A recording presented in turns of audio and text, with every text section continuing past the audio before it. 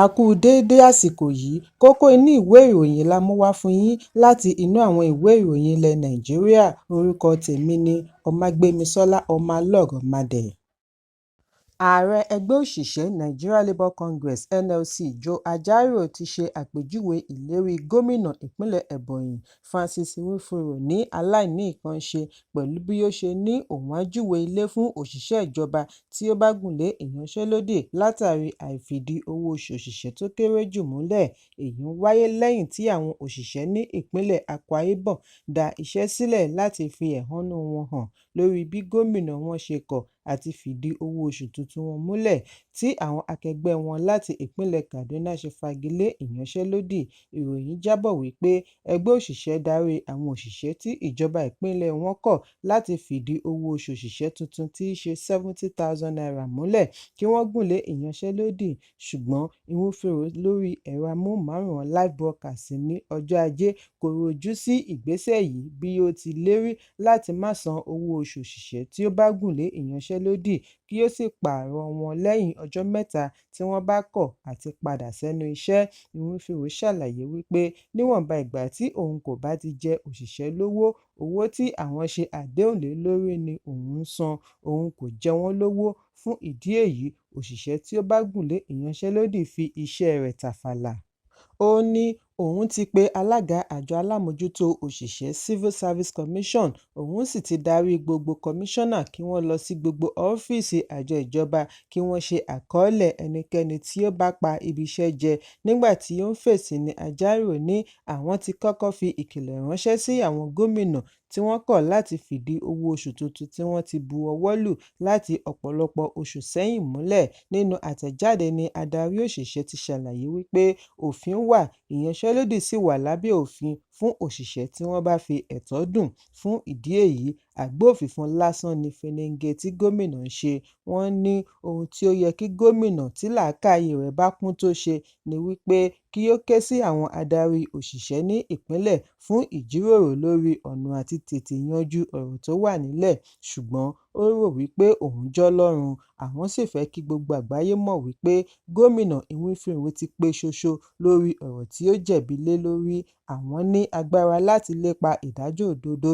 Ìdí nìyí tí àwọn fi darí gbogbo àwọn ẹ̀ka ẹgbẹ́ wọn yòókù títí kan ẹ̀ka iléeṣẹ́ aládàáni láti darapọ̀ mọ́ ìyanṣẹ́lódì ní kíákíá, bí ó ti rọ àwọn òṣìṣẹ́ tó ń yanṣẹ́lódì lọ́wọ́lọ́wọ́ kí wọ́n má fọkàn sí ìhàlẹ̀ gómìnà. Wọ́n gbọ́dọ̀ tẹ̀síwájú títí gómìnà á fi rí àrídájú ìdí tí ó fi gbọ́dọ̀ fìdí owó oṣù òṣìṣẹ́ múlẹ̀ lábẹ́ òfin. Ẹ̀kúnrẹ́rẹ́ ìròyìn yìí wà ní ìwé ìròyìn Punch tó jáde lónìí. Ẹ̀sùn tí àjọ tó ń gbógun ti ìwà ìbàjẹ́ àti ìṣòwò ìlú kúmọkùmọ EFCC pè sí ilé-ẹjọ́ ni ó tọ́ka àgbàyanu ohun ìní ilé àkọ́tà tí ó jẹ́ 753 duplex àti àpátímẹ́ǹtì tí wọ́n kọ́ sí Cadastral Zone ní ìlú Àbújá, tí wọ́n tọpinpin dé ọ̀dọ̀ gómìnà àná fún ilé-ìfowópamọ́ àgbà CBN Godwin Emefiele.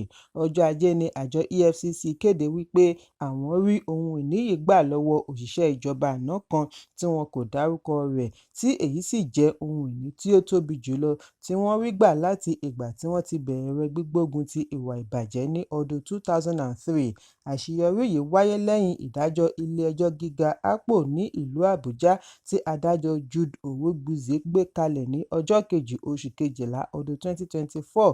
Nínú àlàyé tí ó tó akọ̀ròyìn lọ́wọ́ lánàá ni àjọ EFCC yànnàná àgbàyanu ilé àkọ́tà 150,500 square metre tí àdírẹ́sì rẹ̀ wà ní Plot 109 Cadastral Zone C09 Local Government District Abuja, tí wọ́n tọpinpin dé ọ̀dọ̀ Emefiele.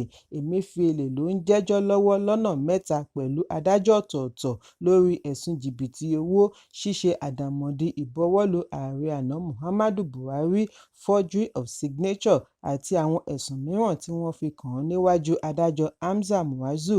Níwájú adájọ́ Rahman Oshodi ní àkànṣe ilé-ẹjọ́ ìpínlẹ̀ Èkó ni wọ́n ti fi ẹ̀sùn jìbìtì owó $4.5 billion àti ₦2.8 trillion kan Emefiele.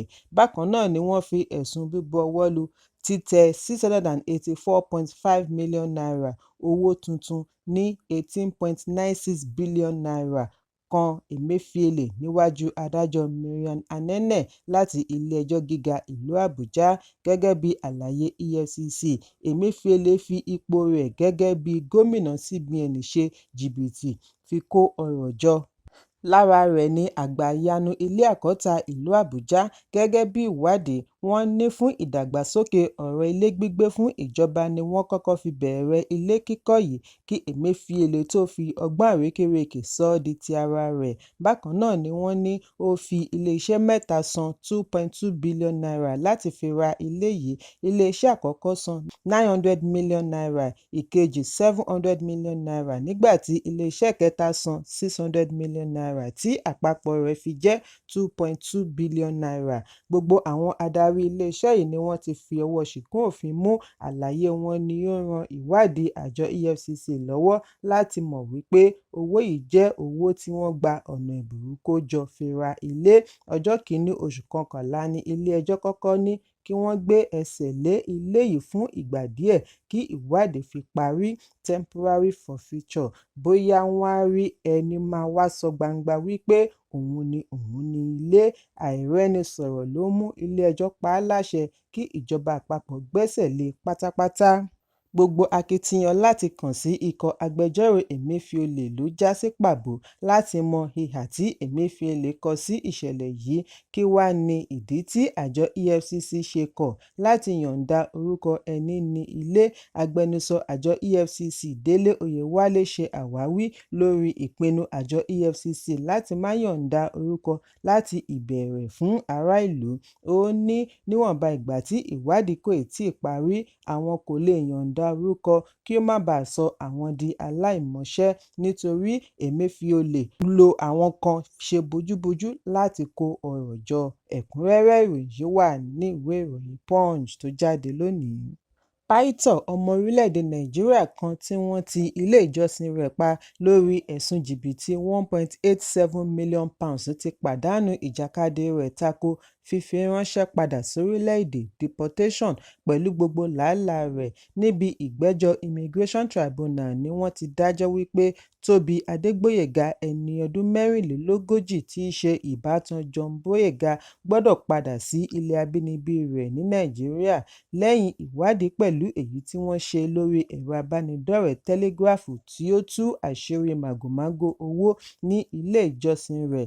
Adégbóyèga ni olórí Salvation Proclaimers Anointing Church tí gbogbo ènìyàn mọ̀ sí Spark Nation, ilé ìjọsìn tí ó dá awuyewuye sílẹ̀ tí wọ́n tì pa lẹ́yìn tí wọ́n kọ̀ láti ṣe àlàyé bí £1.87 million ṣe rìn. Adégbóyèga ní fífi ránṣẹ́ padà sí ìlú rẹ̀ yóò yọrí sí ìtàpá sí òfin lábẹ́ àjọ European Convention of Human Rights pẹ̀lú ìgbésí ayé pẹ̀lú ẹbí rẹ̀. Lẹ́yìn tí ó ti fẹ́ obìnrin ará ilẹ̀ Bìrìtìkó, àwọn agbẹjọ́rò rẹ̀ ṣe àwáwí wípé ogunlọ́gọ̀ àwọn ọ̀dọ́ tí ọ̀pọ̀ wọn wá láti ilẹ̀ aláwọ̀ dúdú ní ìlú London ni ó ń dá sí ìgbésí ayé wọn. Bí ó ti ní, àwọn olóṣèlú bíi Boris Johnson àti ọ̀gálọ́gàá lẹ́nu iléeṣẹ́ ọlọ́pàá Metropolitan náà ń ṣe àtìlẹ́yìn fún iṣẹ́ rẹ̀, ṣùgbọ́n ilé-ẹjọ́ kọ̀ láti gba àwáwí wọ̀nyí. Adégbóyèga ní láìjẹ́ wípé òun wà ní ìlú London láti ṣe àmójútó iṣẹ́ àkànṣe tó ń lọ lọ́wọ́, èyí kò lè ṣeé ṣe. Èyí kìí ṣe ìgbà àkọ́kọ́ tí àwọn aláṣẹ ń ti ilé ìjọsìn pa látàrí àìṣòdodo. Gẹ́gẹ́ bí ìdájọ́ tí ilé-ẹjọ́ gbé kalẹ̀, àwọn ọmọ ilé ìjọsìn yìí tẹ́lẹ̀ ṣe ẹ̀sùn wípé ẹgbẹ́ òkùnkùn ni wọ́n ń ṣe nínú ìjọ pẹ̀lú bí wọ́n ṣe ń fi tipátipá mú àwọn ọ̀dọ́ láti ṣe ohunkóhun kówó ṣáà ti yọ. Lára rẹ̀ ni jíjẹ gbèsè, ṣíṣe jìbìtì àti títa ẹ̀jẹ̀ ara wọn. Wọ́n tún ṣe ẹ̀sùn wípé ayé fà-ń-létè-kí-n-tutọ́ ni adarí ìjọ ń jẹ. Lẹ́yìn gbogbo ìwádìí, ilé-ẹjọ́ ní kò sí àpẹẹrẹ wípé iṣẹ́ kankan lè dúró ní Spark Nation bí adarí wọn bá fi orílẹ̀-èdè UK sílẹ̀. Ẹ̀kúnrẹ́rẹ́ ìròyìn yìí wà ní ìwé ìròyìn Vanguard tó jáde lónìí. Àjọ Joint United Nations Programme on HIV/AIDS UNAIDS ti yan ìlúmọ̀ọ́ká òṣèrébìnrin, atọ́kùn àti olùdarí sinimá Fúnkẹ́ Akíndélé gẹ́gẹ́ bí aṣojú National Goodwill Ambassador fún ilẹ̀ Nàìjíríà. Ìyànsípò yìí ni wọ́n fi mọ rírì akitiyan Akíndélé lórí gbígbógun ti kòkòrò àrùn HIV àti ìgbìyànjú rẹ̀ láti ṣe ìtanijí pẹ̀lú èròńgbà àti fòpin sí kòkòrò AIDS gẹ́gẹ́ bí ìpèníjà ìlera títí ọdún 2030. Láàárín iṣẹ́ rẹ̀ tí ó ti ń bá bọ̀ láti 20 ọdún, Akíndélé mú àyípadà bá ìlera nípasẹ̀ iṣẹ́ gẹ́gẹ́ bí aṣojú UNAIDS. Akíndélé ni wọ́n ń retí kí ó túbọ̀ gbìyànjú àti lé kòkòrò HIV kúrò láwùjọ àti ohunkóhun tí ó bá jọ mọ́ ọn. Ẹ jẹ́ n kà á bí wọ́n ti kọ ọ́ lédè Gẹ̀ẹ́sì. Eliminating vertical transmission of HIV, ending HIV-related stigma and discrimination, and promoting HIV prevention across Nigeria. Fúnkẹ́ Akíndélé wá fi ìmoore hàn sí ìyànsípò rẹ̀ bí ó ti ní inú òun dùn fún irúfẹ́ àǹfààní báyìí. Òun sì ní ìgbàgbọ́ wípé àwọn lè jọ pawọ́pọ̀ gbógun ti ìṣòro kòkòrò àrùn HIV lórílẹ̀-èdè Nàìjíríà títí ọdún 2030 àti àgbáyé lápapọ̀. Ẹ̀kúnrẹ́rẹ́ ìròyìn yìí wà ní ìwé ìròyìn The Nation tó jáde lónìí. Kókó inú ìwé ìròyìn tòní kò ní jù báyìí lọ. Ẹ pàdé mi ní ìrọ̀lẹ́ fún àkọ́tún ìròyìn. Kí a tó lọ, ẹ má ṣaláì fi àkíyèsí yín ránṣẹ́ kí ẹ sì bá wa subscribe sójúnà wa lórí YouTube kí kókó inú ìwé ìròyìn lè máa tẹ̀ yín lọ́wọ́ ní kíákíá.